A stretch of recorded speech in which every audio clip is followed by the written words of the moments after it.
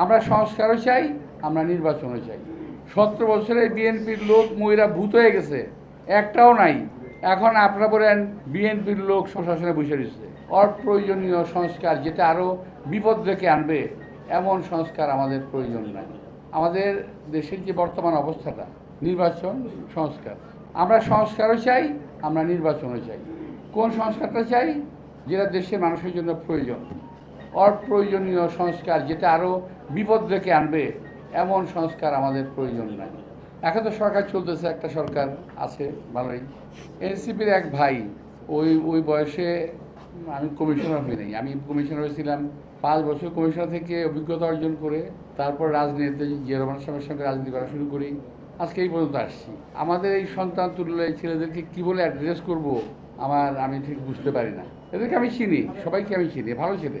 কিন্তু ওনাদের একজন বলে ফেললেন এখন নির্বাচন করা সম্ভব না, কারণ প্রশাসনের সব জায়গায় বিএনপির লোক বসা আছে। আরে ভাই, 17 বছর আওয়ামী লীগ দেশ শাসন করলো, আপনি বিএনপির লোক কই পাইলেন? আমি তো বুঝলাম না। 17 বছরে বিএনপির লোক মহিলা ভূত হয়ে গেছে, একটাও নাই। এখন আপনারা বলেন বিএনপির লোক প্রশাসনে বসে রয়েছে।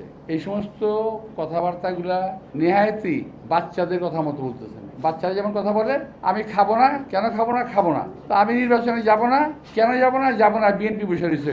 আর ভাই, বিএনপি কোথাও নাই।